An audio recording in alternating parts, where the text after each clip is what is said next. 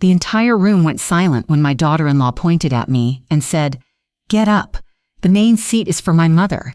People stared as if I were some unwanted guest at my own family celebration.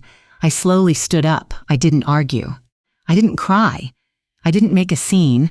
Then the caterer walked into the ballroom, looked around, and asked one simple question. "Excuse me, who will be paying the remaining $18,000 balance?" And that's when everyone discovered a secret that changed everything, because the woman they had just humiliated owned every single thing in that room. I remember every detail of that moment. The crystal chandeliers above us, the expensive floral arrangements lining the ballroom, the string quartet playing softly in the corner, and the look on my daughter-in-law Vanessa's face as she pointed toward another table. "That seat is reserved for my mother," she said firmly. "You can sit over there." She didn't whisper it. She wanted everyone to hear. And they did. My son, Ethan, stood beside her, silent, not surprised, not embarrassed. Just silent. That hurt more than Vanessa's words ever could. You see, this wasn't just any family dinner. It was Vanessa's 40th birthday celebration, a grand event with nearly 100 guests, business associates, friends, extended family, people Vanessa desperately wanted to impress, the kind of event that looked like it belonged in a luxury lifestyle magazine, and I had paid for every single dollar of it. Not because anyone asked, because I loved my son, because I wanted peace in the family, because after years of tension, I thought maybe generosity could build a bridge where love apparently couldn't. I was wrong. The humiliation didn't start that evening. It started years earlier. The day Ethan introduced Vanessa to me, at first she seemed charming, beautiful, confident, ambitious. Everyone adored her. But little comments started slipping out, small enough to deny, sharp enough to wound. "Oh, that's such an old-fashioned outfit. I guess that's how people did things in your generation. My mother has much better taste," always said with a smile, always followed by a laugh. And every time, Ethan ignored it. I told myself she would mature. I told myself marriage would bring us closer. Instead, it got worse. 3 years into their marriage, I began noticing something strange. Whenever there was a family gathering, Vanessa's mother, Linda, was treated like royalty. Linda sat at the head of the table. Linda received expensive gifts. Linda was consulted on every family decision. Meanwhile, I became invisible. The woman who raised Ethan alone after his father died. The woman who worked 2 jobs to keep a roof over our heads. The woman who sacrificed vacations, jewelry, and dreams so my son could attend college, invisible. One Christmas, I spent weeks preparing dinner. Vanessa arrived late, looked around the table, and loudly announced, "My mother's cooking is much better than this." Everyone laughed nervously. I smiled, then cried in my bedroom after they left. Ethan never called, never apologized, never noticed. The truth is, people treat you the way you allow them to. And for years, I allowed it, because I was afraid of losing my son. Then came Vanessa's birthday. 3 months before the event, Ethan called. "Mom, we're thinking about renting the Grand Wellington Ballroom." I knew the place immediately. It was one of the most prestigious venues in the city. Expensive, elegant, exclusive. I congratulated him, then he hesitated. "Money's a little tight." Of course it was. It always was. The luxury cars, Denzer clothes, international vacations, social media perfection wasn't cheap. Without thinking, I offered help. His relief was immediate. Vanessa called me 20 minutes later. For the first time in months, suddenly she was sweet, warm, grateful. She called me family. I should have recognized the warning signs. Over the following weeks, I paid for the venue, the catering, the decorations, the entertainment, even the custom birthday cake. Every invoice came directly to me. Every deposit came from my account. Not once did Vanessa publicly acknowledge it. But I convinced myself it didn't matter. The celebration wasn't about recognition. It was about family. Then the night arrived. I entered the ballroom early. The event manager greeted me personally. Staff members thanked me. The caterer shook my hand. Everything was perfect. For a moment, I felt proud. Maybe tonight would be different. Maybe tonight we'd finally feel like one family. Then guests began arriving, and everything changed. I noticed something immediately. The head table had 3 prominent seats, one for Vanessa, one for Ethan, one for Linda. Not me. I thought perhaps there had been a mistake. Then Vanessa approached, smiling, confident, surrounded by friends, and delivered the sentence I'd never forget. "Get up. The main seat is for my mother." The room fell silent. I looked at Ethan. He looked away. That was the moment something inside me finally broke. Not with anger, not with tears, with clarity, years of sacrifice, years of excuses, years of disrespect. Suddenly I saw them exactly as they were, and for the first time, I stopped protecting them from the consequences of their actions.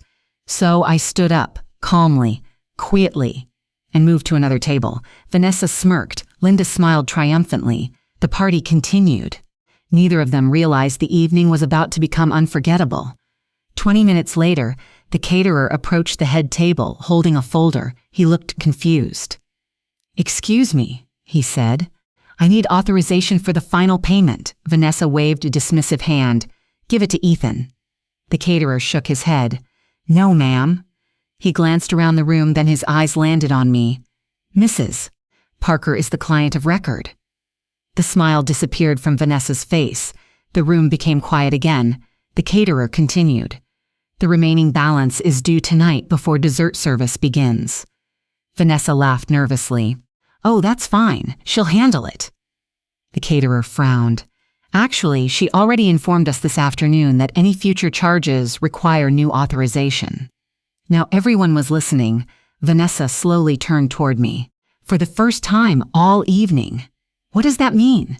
I stood, the same woman she'd ordered out of her seat, the same woman she'd treated like an inconvenience, and I smiled. Not cruelly, just honestly. "It means exactly what it sounds like." Vanessa stared. Ethan looked confused. I continued. "For years, I confused love with obligation." The room was frozen. But tonight helped me understand the difference. The event manager stepped beside me, waiting. Professional. I looked directly at my son.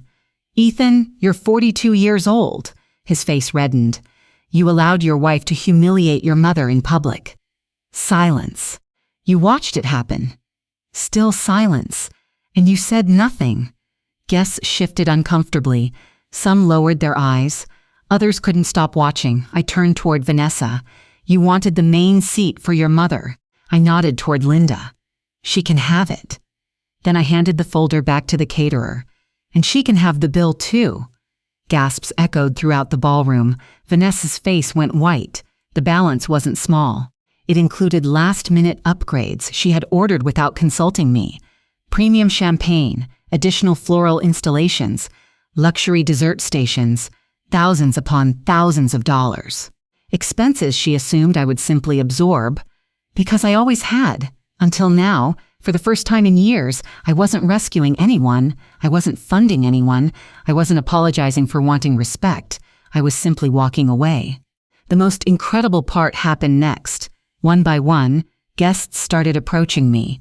People I'd barely spoken to all evening. They weren't congratulating Vanessa, they were supporting me. Several admitted they'd witnessed years of disrespect.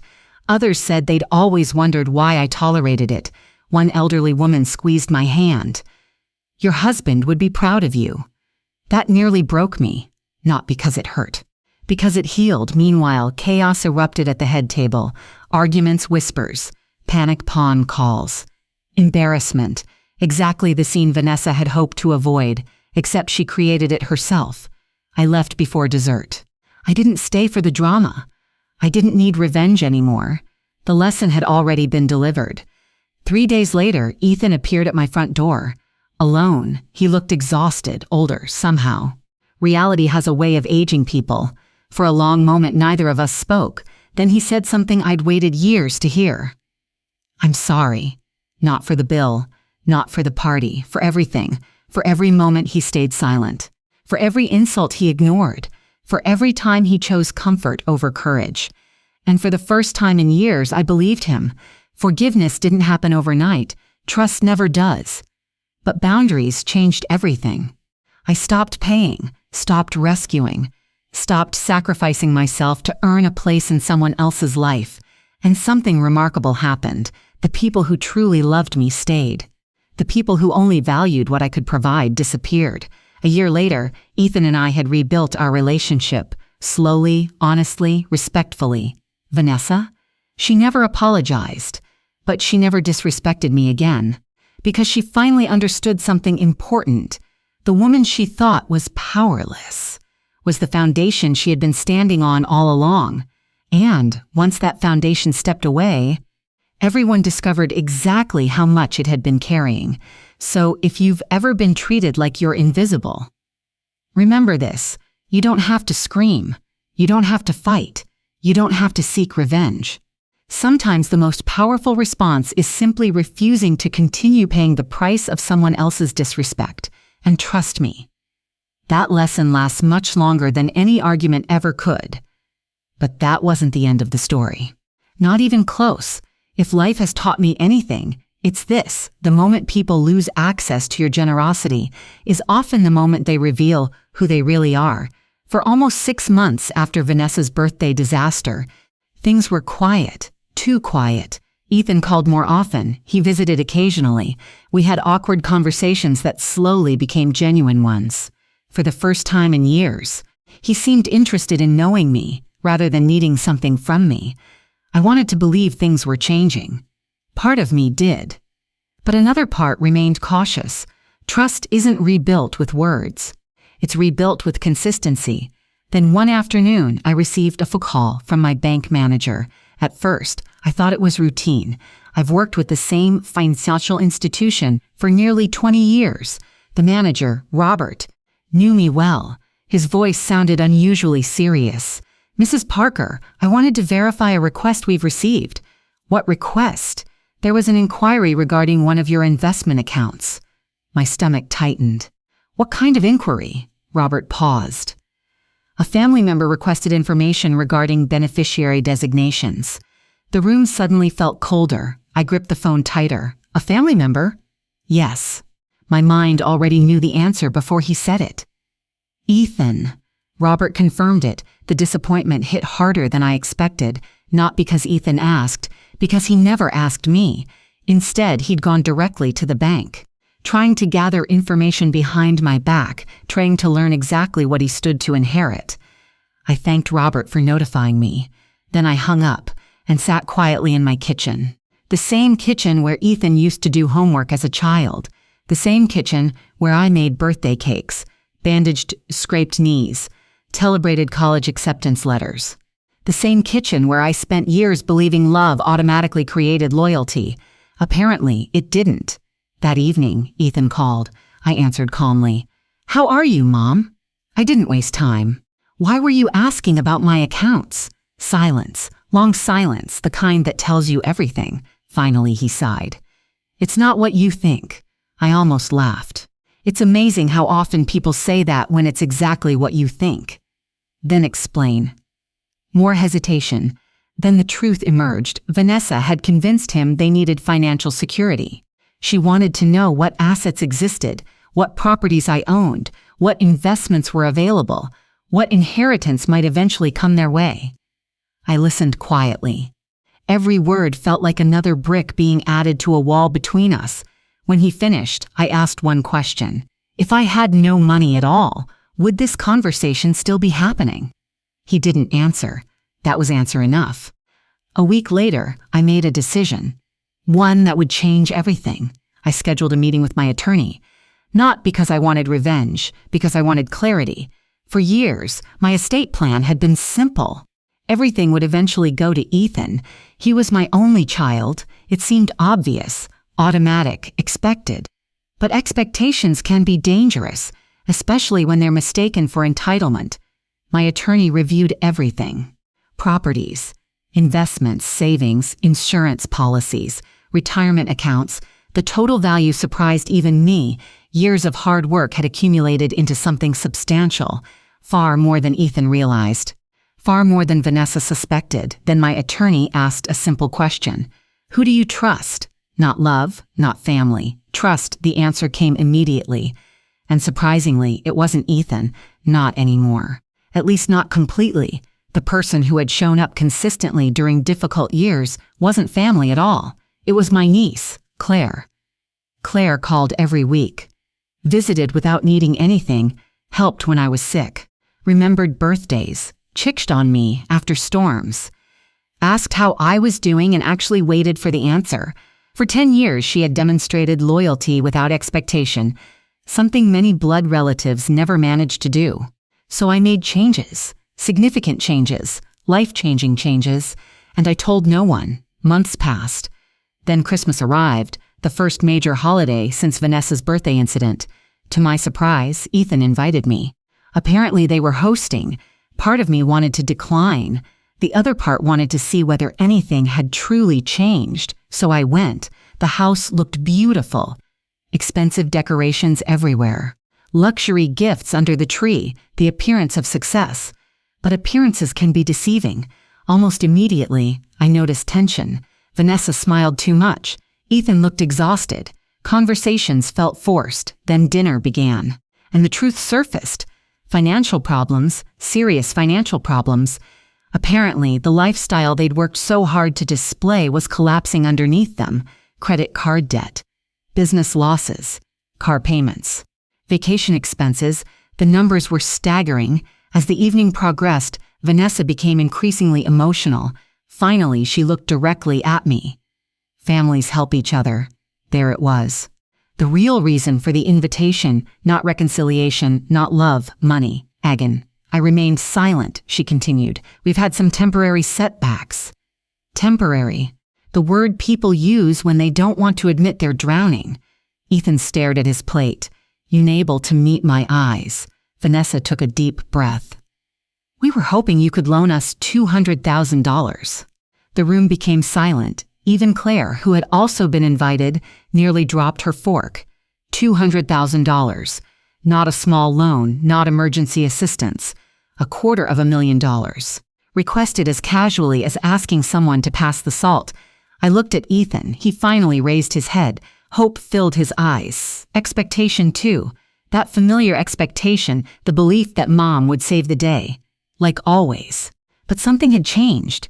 Not my finances. Me, I smiled gently, then said one word. No. The shock was immediate. Vanessa blinked, certain she'd misheard.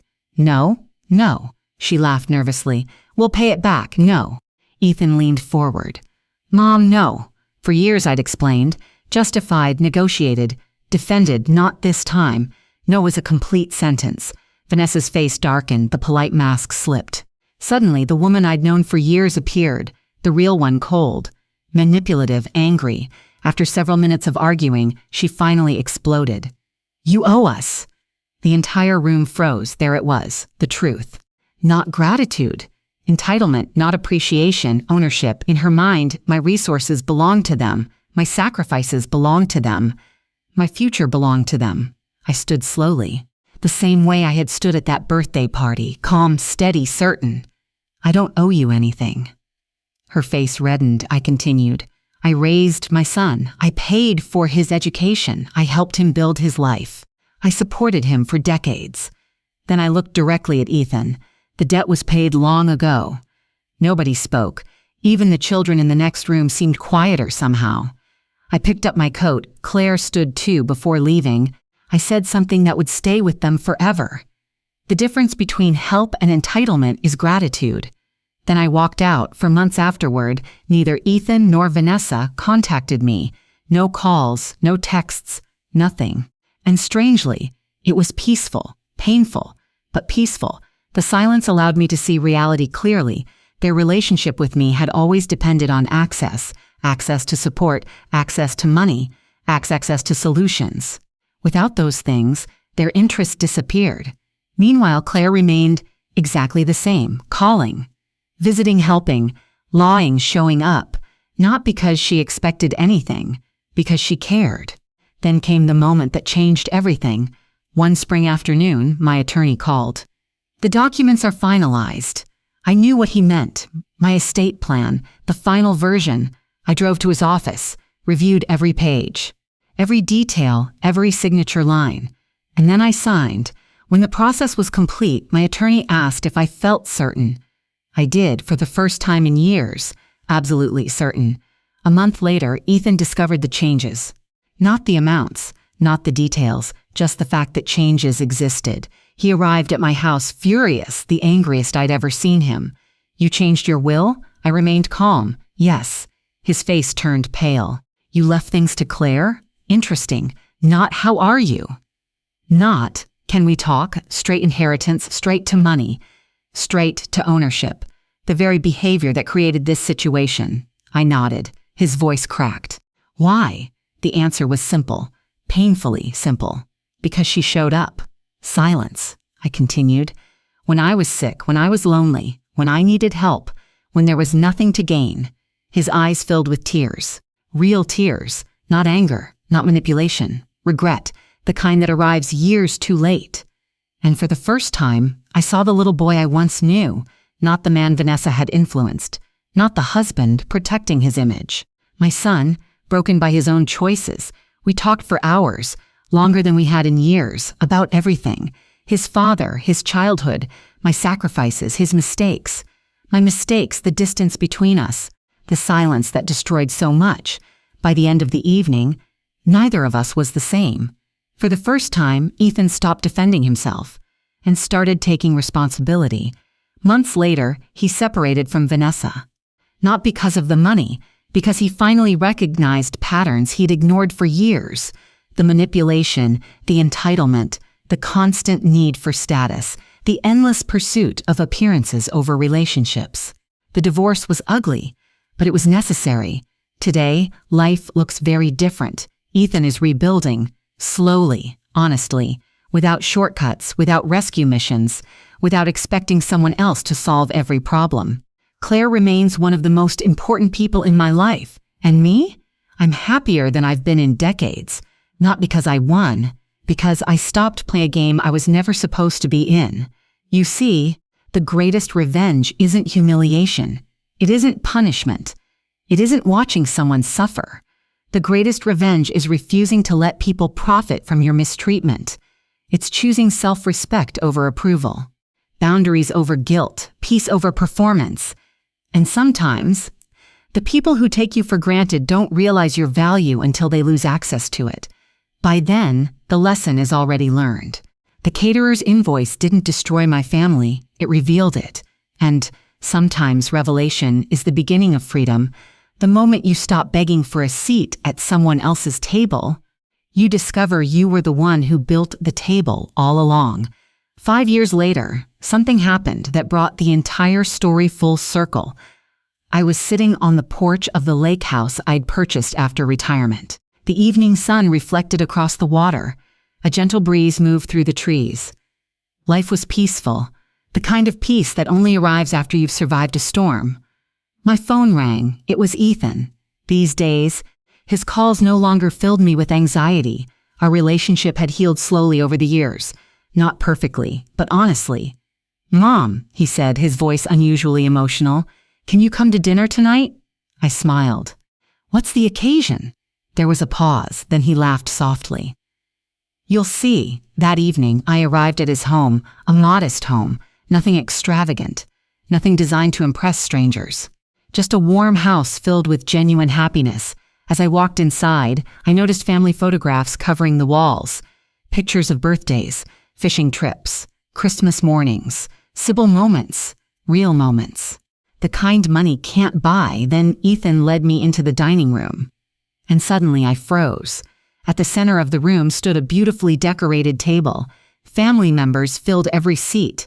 Claire was there, several relatives, close friends. Everyone smiling, everyone waiting. Then Ethan walked toward the head of the table, the main seat, the most important seat in the room, the seat that years ago Vanessa believed belonged to someone else, the seat I had once been ordered to leave. He gently pulled out the chair, looked directly at me, and said words I never expected to hear. "Mom," his voice broke. "This seat is yours." The room became silent. Not awkwardly, respectfully. Tears instantly filled my eyes. For a moment I couldn't move. Every memory rushed back. The ballroom, the humiliation, the invoice, the years of sacrifice, the loneliness, the heartbreak, the boundaries, The healing, all of it. Ethan stepped closer. Then he said something that touched every person in the room. I spent years thinking success was about money. His eyes met mine. I thought expensive parties made people important. His voice trembled. I thought respect could be demanded. He shook his head. But I was wrong. The room remained completely still. Then he continued. The most important person in my life wasn't sitting at the head table because she demanded it. He pointed toward me. She earned it. Tears rolled down my cheeks, not because I needed recognition, but because recognition finally came from the one person whose understanding mattered most. My son, Ethan, took a deep breath. When Dad died, Mom worked 2 jobs. When we had no money, she made sure I never felt poor. When I wanted to quit college, she pushed me forward. When I made mistakes, she helped me stand again. Then he smiled sadly, and when I failed her, she still loved me enough to tell me the truth. Several people wiped away tears. Even Claire was crying. Then Ethan reached into his pocket. He removed a folded piece of paper, old, worn, carefully preserved. I found this recently. He unfolded it. And my heart nearly stopped. It was a copy of that invoice. The invoice from Vanessa's birthday party. The same invoice that changed everything. The same piece of paper that revealed years of disrespect. Ethan held it up, then slowly tore it in half, then into quarters, then smaller pieces. The room watched silently. When he finished, he dropped the pieces into a small decorative bowl and smiled. That invoice was never really about money. He looked directly at me. It was the bill for every moment I stayed silent when I should have stood up for my mother. There wasn't a dry eye in the room. Then he said the words every parent hopes to hear someday. I'm sorry it took me so long to understand. I stood, walked toward him, and hugged him. The kind of hug that heals old wounds, the kind that closes chapters, the kind that says, we're finally okay. For several moments, neither of us let go. Years of pain disappeared in that embrace. Not erased, but transformed, because healing doesn't change the past, it changes what the past means. The evening became one of the happiest nights of my life. We laughed, shared stories, remembered old memories, and for the first time in decades, I felt something I hadn't felt in a very long time. I felt honored. Not for what I could provide, not for what I could pay for, not for what I owned, simply for who I was. As the evening ended, Ethan walked me to my car. Before I left, he asked one final question. Mom, after everything, what made you finally stop? I smiled, looked up at the stars, and answered honestly. Because one day I realized something important. What? I looked at him. If people only value you when you're giving them something, they don't value you. He nodded slowly. Then I continued. The day I stopped trying to earn respect was the day I finally found it. Ethan stood quietly, absorbing every word. Then I added the lesson that changed my life. Never sit at a table where your worth has to be proven. He smiled. And if it's my table? I laughed softly. Then make sure everyone who sits there feels appreciated. He nodded. I will. As I drove home that night, I thought about how strange life can be. The worst day of my relationship with my son had eventually led to the best one. The humiliation I once thought would break me had actually freed me. Because sometimes God allows a painful moment to reveal a necessary truth. And once that truth is revealed, your life can finally begin to change. So if you're listening to this story while feeling overlooked, unappreciated, or taken for granted, remember this. You do not need to beg for a seat. You do not need to compete for love. You do not need to buy respect. The right people will value you without conditions. And the wrong people will eventually expose themselves. When they do, don't chase them. Don't argue. Don't seek revenge. Simply stand up, walk away, and let life send them the invoice. Because sooner or later, everyone pays for what they take for granted. And sometimes the most powerful revenge isn't revenge at all. It's living a life so full of peace, dignity, and self-respect that the people who once underestimated you can only look back and realize what they lost. The end.